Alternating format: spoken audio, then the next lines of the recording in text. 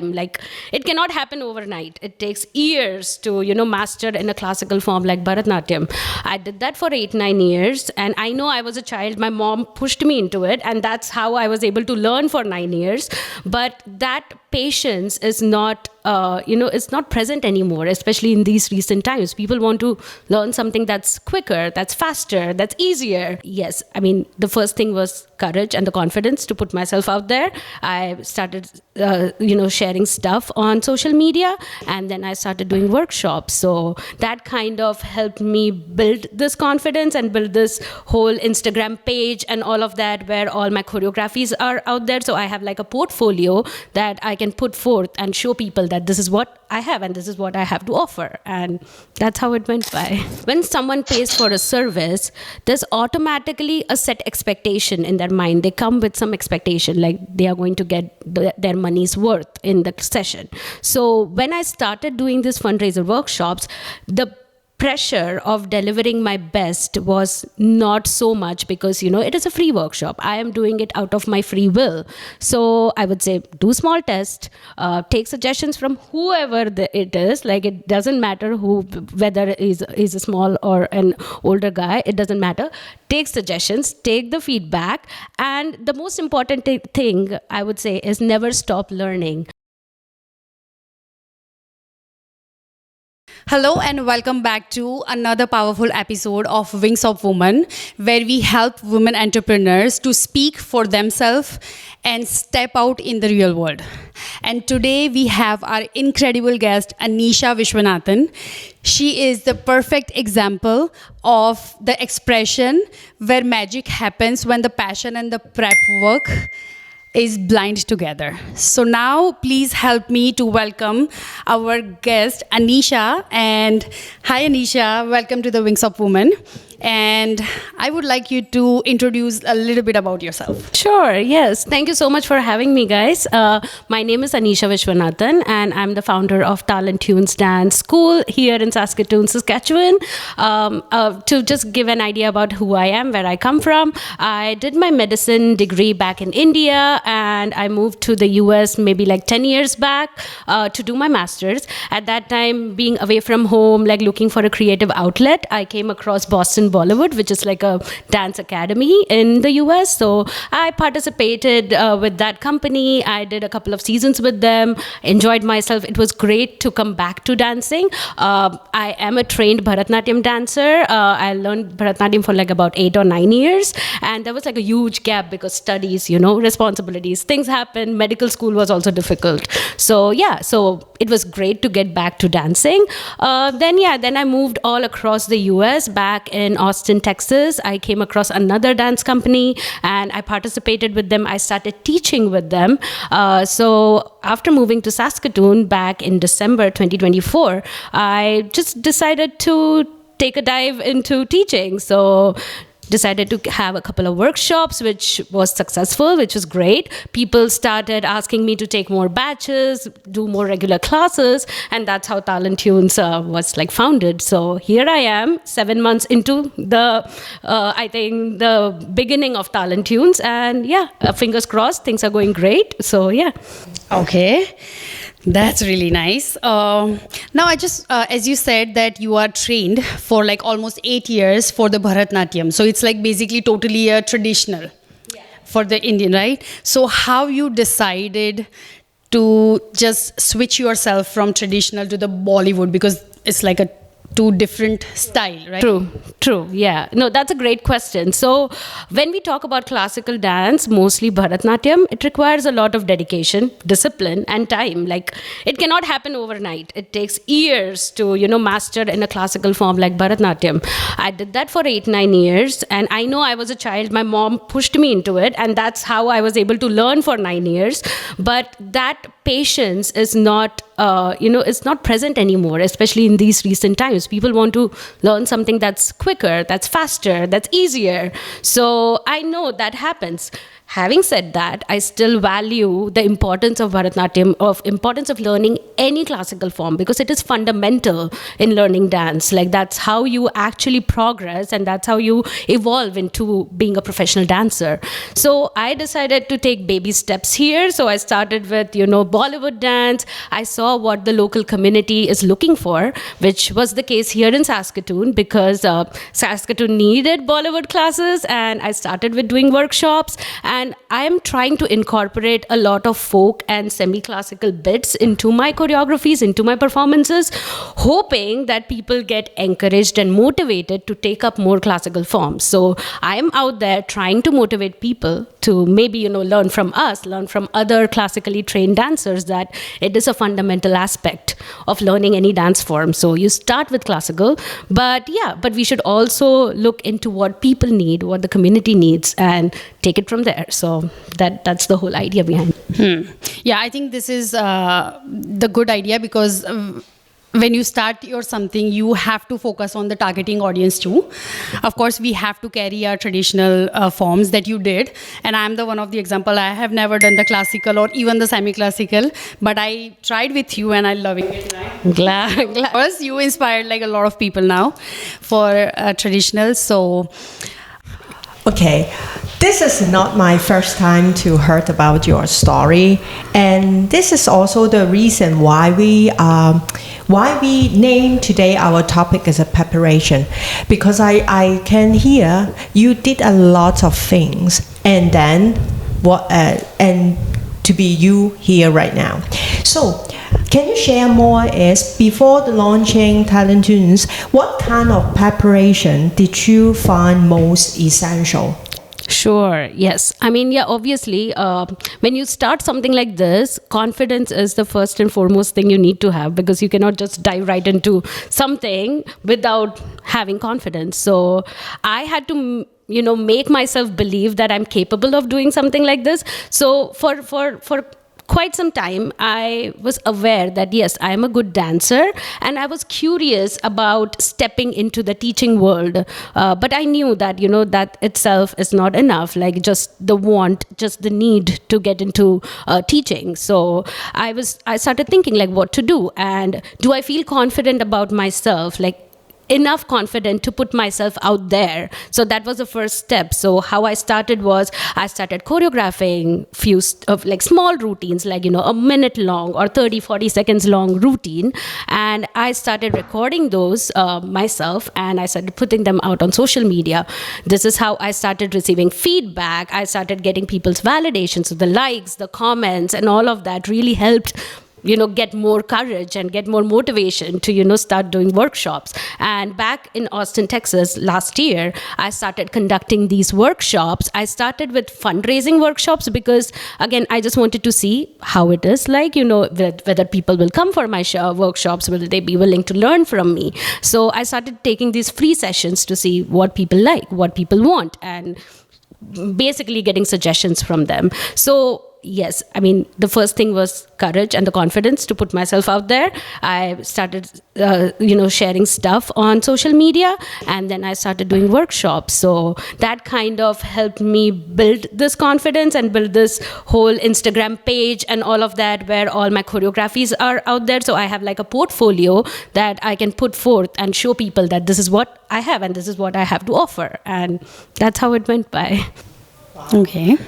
So like when you moved to Saskatoon, what was your first step to get into this? Like, of course, as you said that you used only Instagram. Yeah. Oh yeah. Majorly Instagram. Yes. Yeah. So what I did was I just put like a poll or something of that sort, just to see if people are interested in workshop. I put up a bunch of song suggestions and my reels that I had choreographed before. So I put those stuff out there just took a plunge at it. Like, I first saw that there was no, because when I moved, I was looking for a place where I could go and learn, right? I was looking for a Bollywood class, which I couldn't find. So I was like, okay, let me just put a poll out there. Let me see if people are interested in learning from me. So I put up a poll, I put up a couple of reels out there, and yeah, I got an overwhelming response, which was great. So I had my first workshop in early March, I believe. I had about 14, 15 people attending that. It was a semi-classical workshop.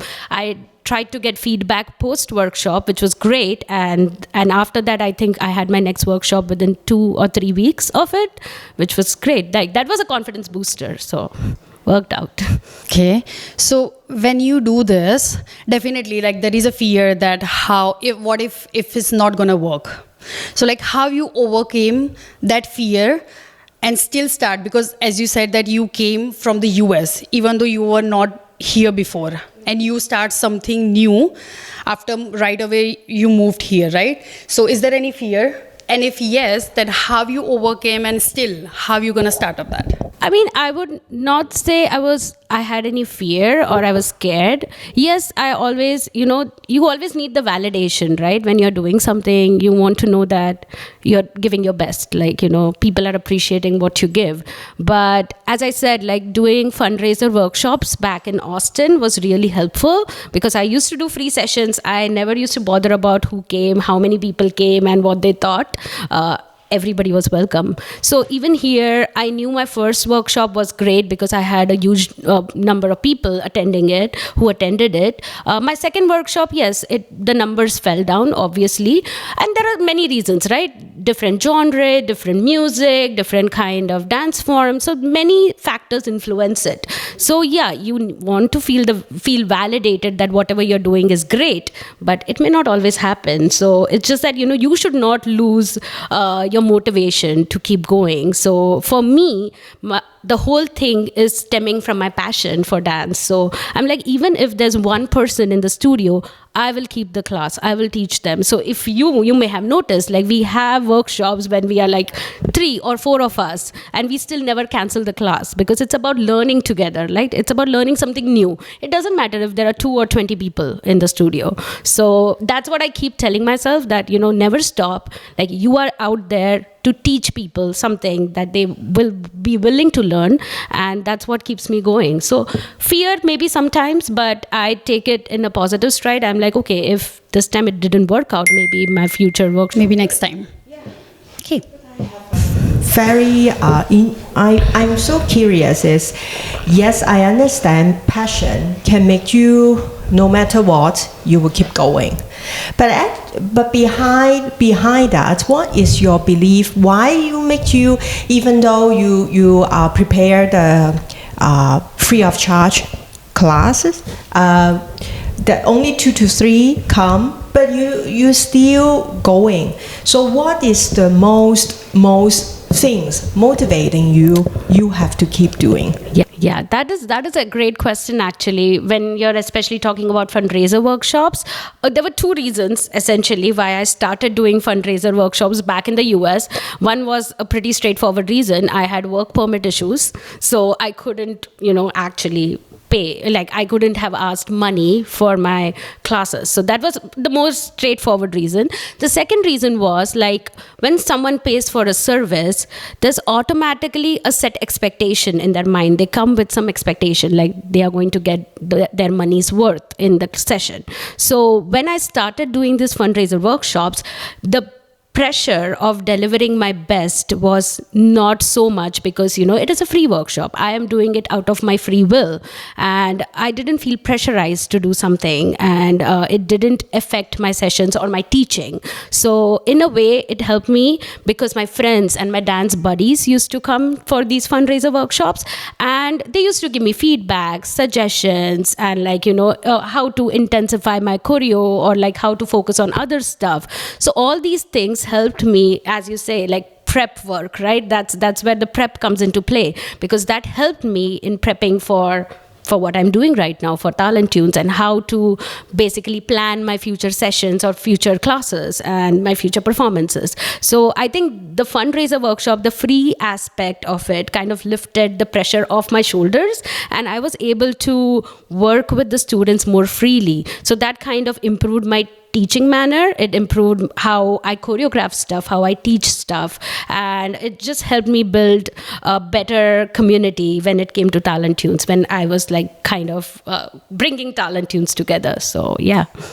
I can see you are the very organized and have a planning already, plan the seed in your mind, because I can see is when you first prepare the fundraising, that event,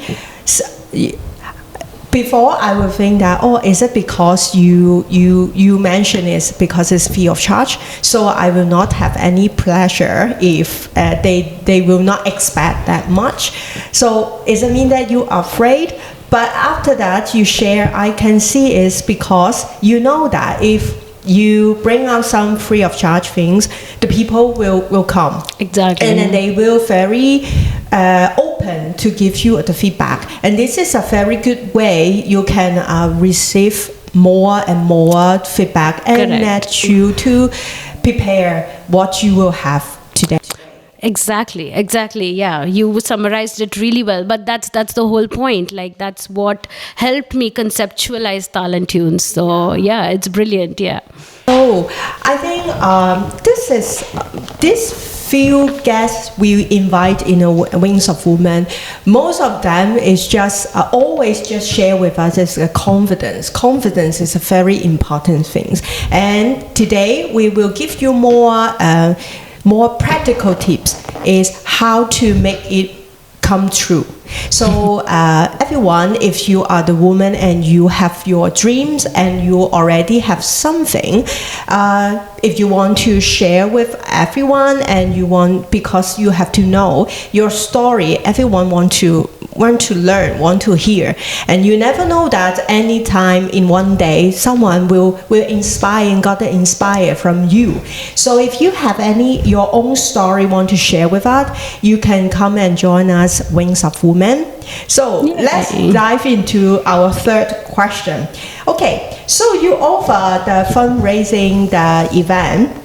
So how did that strategy is how you connect with your audience, and how to modify your Taal Tunes nowadays because of them?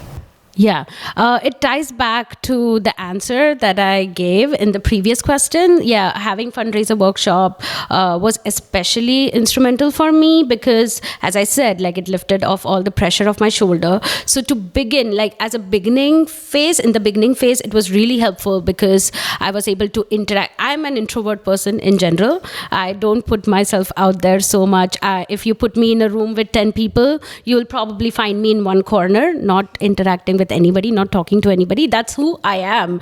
But I believe, like, having these fundraiser workshops and like having these social gatherings just for dancing, like just to dance together, because that's what is my passion, and I try to connect with people through dance. So that's what it is. But yeah, so these fundraiser workshops help me connect with new people, basically try to understand where they are coming from, what they are interested in, what they like to learn, and how I am able to help them in achieving what they want. So that's how I tried to gather all the feedback. And when I moved to Saskatoon and when I tried to have my first workshop, I came into the studio on my first workshop with all these feedback in my mind. Like, this is what I had learned from my previous friends. This is how I'm supposed to teach. Because as I said, I was part of a couple of dance academies back in the US, and I used to attend their workshops a lot because I had a lot of time to kill. So I was out there. I was dancing almost every day.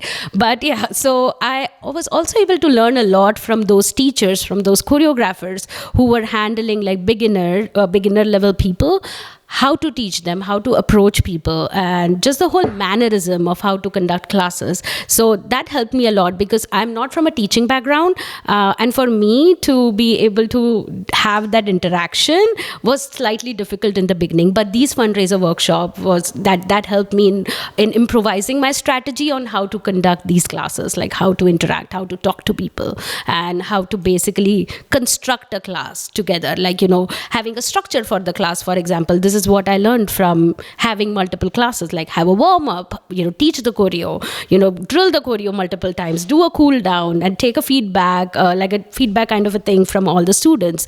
So those are the strategies, those are the small things you learn when you attend someone else's workshop and when you are conducting your own workshop. So how you are able to use those tips into your own classes, it's like a trial session, basically. So I did multiple trial sessions before I moved here and I started Taal Tunes. So a lot of things went into this whole dance school, I would say. Yeah, a lot of prep work went into this.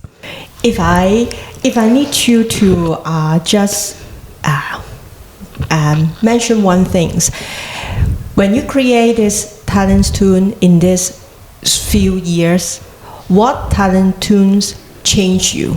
Your personality or any other things? What else? One thing. What did change you? Okay.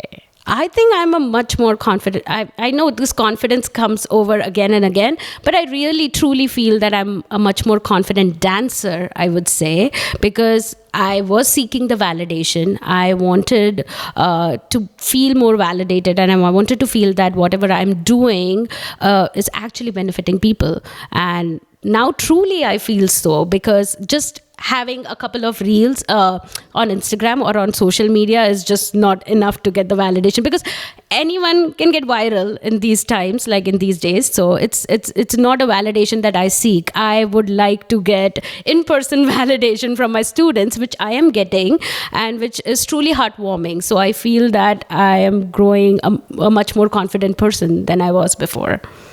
Okay, so yeah, that's really great. And from your conversation, we understand like what is the importance of the prep work. As you said, the prep work is also a very small word, but probably not everyone knows the importance of the prep work. So as you have a great experience in that, I would like to give some tips to our audience that how the prep work can change the whole situation, right? When they start something, you cannot directly jump into anything without any preparation or without any planning, if you want to succeed or if you can see that for a long term, right? So do you want to give some tips to them that like what is the importance of the prep work? Sure. I think prepping for something like this, like if you are especially starting off as a woman entrepreneur, I think it's important that you know what you're getting into. And I mean, yes, obviously you need to have that belief in yourself for others to believe you, because obviously, like if you don't feel confident enough, others won't be able to, get that feeling of you. So I would say go ahead, take the plunge, but having said that, yes, obviously prep work is important. So I think doing small tests, like in whichever field you are in, like do small trials, like, do it in a small scale, like invite your friends, invite your family over, like, and do it with them, because they are going to be offering you the best feedback, because they always feel, they always think best of you, and they would be the best people to give you feedback. So I would say do small tests, take suggestions from people, because it is invaluable. Like you will get feedback, you will get validation. As I said, like I tried to put myself out there being an introvert, and it helped me a lot, because that's what boosted my energy and my motivation. So I would say do small tests, take suggestions from whoever it is. Like it doesn't matter whether is a small or an older guy, it doesn't matter. Take suggestions, take the feedback, and the most important thing I would say is never stop learning. Till date, I find opportunities to keep learning, to stay like, there should always be a linear growth to everything. So it's just not that you can start. For me, I'm not stopping just with, opening a dance school, because what if I run out of ideas? Like, what if I don't have the creativity part running anymore? Like, I need to keep learning in order to teach my students, like to make them grow. So the most important thing is never stop learning. Like, keep continuing to learn, because that's how you will grow, and so will your business, and so will your students. So I think these are some of the prep ideas that I would definitely suggest for others like me out there. So guys, as Anisha said, doesn't matter what kind of business you are going to start, either it's a small or a big, prep work and planning is always needed. You cannot directly jump into anything if you want to succeed. And if you want to grow your business or any of your startup for a long term. So Anisha, I just want to ask you the last question, that what is your future goal? Like, where you see the Taal Tunes, probably I would say, let's say in next 2 years. It's funny you ask me this, because when I started my workshops in March, I just had one Instagram page, and I opened ChatGPT and I asked suggestions for dance school names, because I was that clueless. All I wanted to do was to conduct workshops, like just have fun, because weekends were boring. I had nothing else to do. So I was like, okay, let me just go out there, start workshops. So, but it just happened so that workshops got successful and we are out here. But now that I'm seeing that, Taal Tunes is receiving so much love from people, and every other day I get a message asking about, additional classes and so forth. I am very excited about this. I just hope that we keep continuing giving new classes, exploring new dance genres, because as I said, I'm not the perfect dance teacher out there. I don't know everything related to dance. So I'm trying to recruit choreographers. I'm trying to get more people who can teach us new forms of dances. And yeah, we just want to keep growing. We just want to keep exploring, because there are so many cities outside Saskatoon who have a very good dance scene, like they are out there doing stuff, like participating in competitions, and just, this very confident crowd out there. And that's what I want for our Taal Tunes community, to just have a group of people who are happy dancing and who are growing confident with each passing day. So yeah, but to answer your question straight, this is what I'm planning to do. Put ourselves out there, do more community events, do performances, and explore new genres. So I'm trying to expand my team, getting more people. So if anyone's interested, reach out, please. Oh, good. Yeah. I am very active on social media. On Instagram, we have Taal Tunes Dance page. We also have a website, which is on my Instagram handle. So you can reach us through that. You can DM me. I will be as responsive as possible.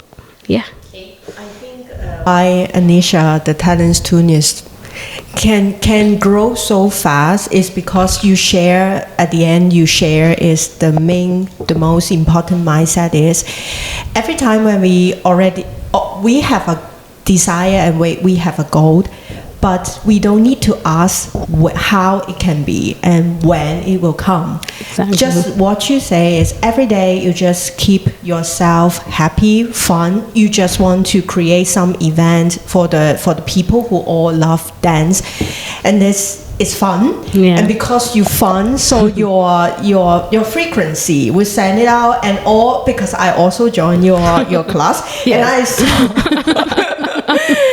all is so crazy about that. Oh, yeah. No matter.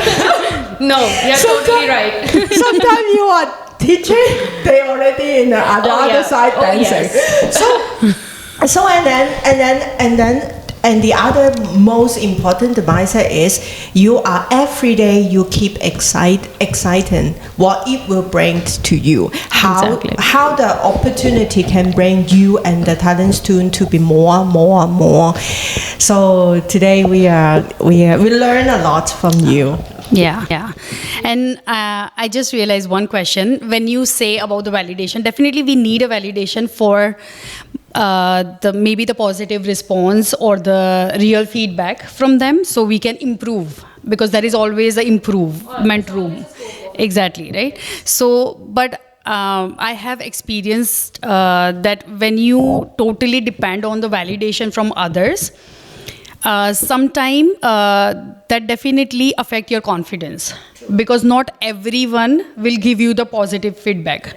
So have you faced like a negative feedback, or right? So how do you feel about that? Or is that any, like, that negative feedback ever affect your ability or maybe your passion, or you ever think to back off from your dreams or something? Because like a lot of women we faced that, you know, they like totally depend on the validation from others, and if they said something, you know, negative or bad things, that, you know, you should not do this, and so they probably doubt on themselves that should I do this or should I continue this or no. And that's what the Wings of Women help them to not depend on, not try to depend on the totally, like, you know, like there are always a positive and negative, but basically you should know what you want to accept or what you just want to pass on. Absolutely. Right? Yes, that is true. No, I have received not so pleasant validation or feedback, as you say, but yeah, that has never brought my passion down for dancing.